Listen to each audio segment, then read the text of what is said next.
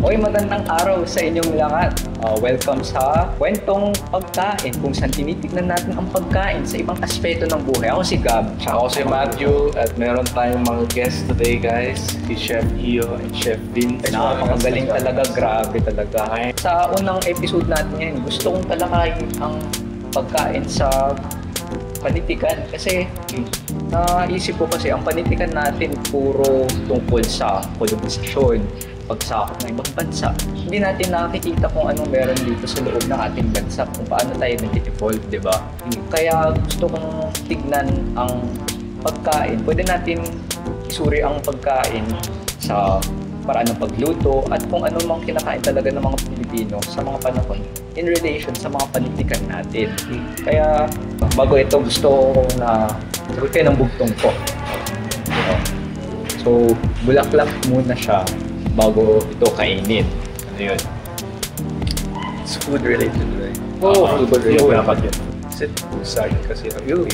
Saging. Tama. Ngayon, importante na meron tayong mga bugtong na ganito kasi maraming bugtong na pinag-uusapan ang pagkain kagaya ng mga prutas at pinapakita ito na simple lang kinakain ng mga katutubo noon at gusto kong bigyan ng pangalan nito, panahon ng palayok.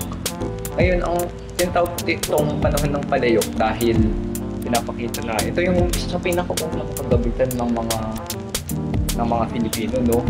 Kasi claypat lang, simple lang siya at pinapakita niya yung identity ng mga katutubo noon.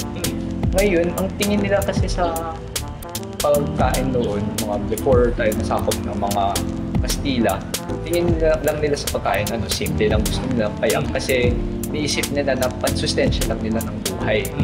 Pero ang importante din pwedeng tignan natin, kagaya ng sa ibang mga epiko na itatalakay ko, hina-highlight din ang komunidad sa pagkain. So for example, sa isang epiko, yung Hinilawod na epiko, pinapakita na ang pagkain ginagamit din pang feast food. So celebratory siya na kung saan minention nila na maraming mga seafood, prutas, mga nuts ang kinakain. Fiesta talaga. Kaya tinitignan natin na ang mga panitikan noon talagang para sa komunidad din nila at gusto rin nilang i-highlight doon kasi walang sinusulat noon, di ba? Kaya kailangan paalala ang mga ito through chanting na para mabigyan importansya ang komunidad sa loob ng mga sa panahong ito. Yun yung masabi ko let's meron pa. I think best time mag-continue tayo. Let's continue chronologically. So I think yung panahon after that, yung panahon ng Kastila or I would like to call it panahon ng Kawali. Bakit Kawali? Kasi yung sa panahon ng Kastila, sila yung nagdala ng kawali at iba't ibang mga bakal na mga tools natin.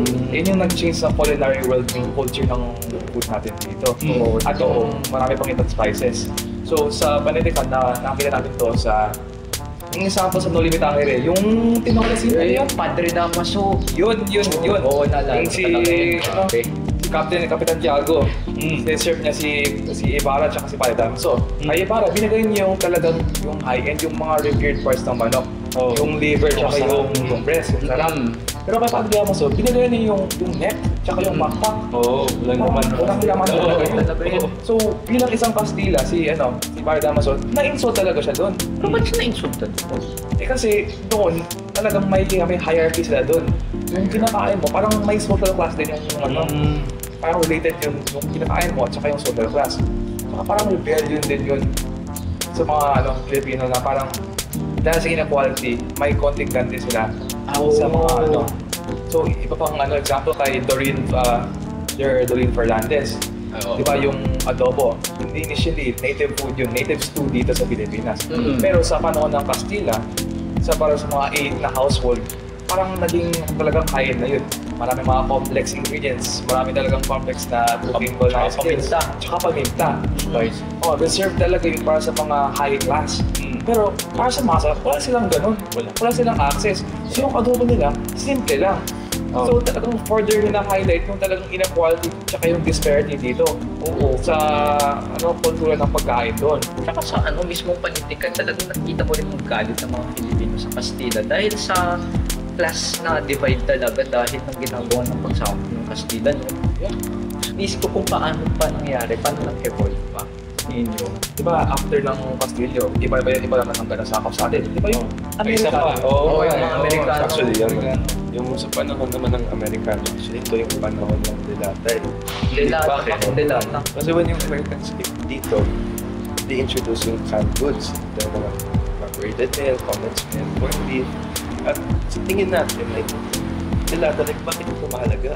Oo, obviously, sa ating Filipino culture, like what you said kanina, Gab, na like, yung food obviously like brings us together. Community ang focus ng panitikan at pagkain. Pagpasok ng canned goods, kasi yung canned goods parang may convenience, madali. Kind of like created parang like an individualistic na like mindset. Filipinos. Kasi maliit na ang mga Delata. Because of that, parang Americans like they were like, if you want to like try yung mga ganito, or willing man, like you won't be like get like criticized for ganun, like versus sa mga Spanish. And because of that, like parang mga tao na like created like a westernized, parang yung Filipinos like wanna have a westernized culture. Parang mas modernismo. Tama. It was actually said parang sa like so one of my researches like I saw yung Taste of Control in text by Ortiza. It said like food was like a way of controlling the Philippines, like and changing like their culture and ideals, parang ganun. And actually like also like it was shown actually sa Tagle. Anong Tagle? Flash fiction, di ba? So maraming author yun, so mas individualistic, di ba? So actually I've searched like one Tagle. It didn't mention yung mga canned foods, pero like, isang halimbawa, Sumpain Nawa, ang mga niping ito by Lope K. Santos. Okay. But actually dito, like, it said na like, it showed na like mga Filipinos like trying to follow like westernized culture, like trying to show superior and mayaman. Pero it kind of also translates to like wanting to be like Americans in general. Parang dahil nga sa pagkakakita rin natin ng pagkain sa panitikan na nagbibigay sila ng individualismo na at modernismo na pag-iisip, di ba? Kaya iisip ko, dahil din sa mga Amerikano, of course, kasi sabi mo ang period na yan hanggang World War II, 1945. Anong mangyayari sa mga Pilipino after ng panahon ng mga Amerikano? Gusto kong pag-usapan yan. Para sa akin yung panahon na yun, pagkatapos nila, panahon ng timpla.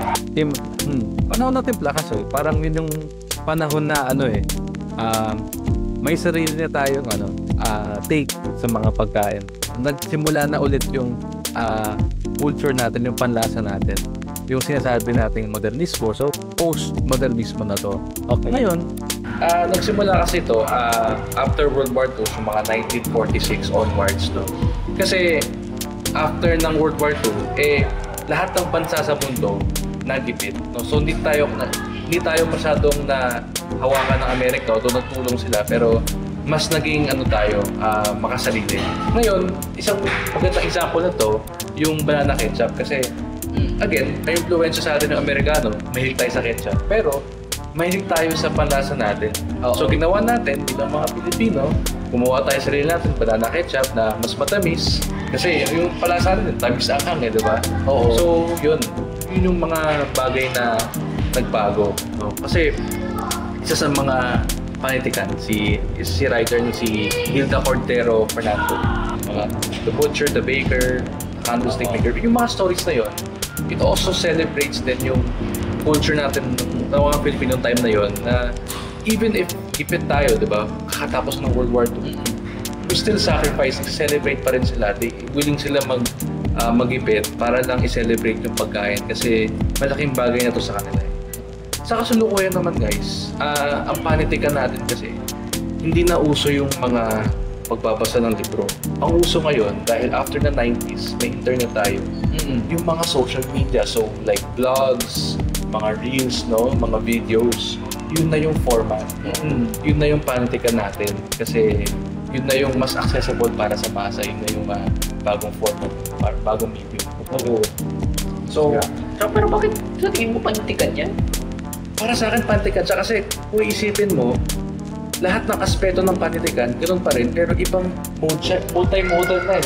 Sinasabi natin ngayon eh, no? Multimodal. So panitikan pa rin siya, pero ibang pamamaraan ng pagbabahagi. So, ganoon pa rin. So, tulad ni Ninong Rai, si Abby Marquez, o mga modern you could say author sila. Oo. Pero kasi mga creators sila, they influence mga Filipinos through their videos, through their ideas, no? Tsaka ang maganda kasi doon, parang mga creator na to, gamit ng gantong paraan ng panitikan, mas sineselebrate nila ang andito dito sa loob ng Pilipinas. Maraming salamat guys. Thank you. Okay guys, thank you so much. Thank you for having us. Thank you. Okay, thanks for watching. See you next episode, guys. Ng Kwentong Pagkain. Okay, bye-bye.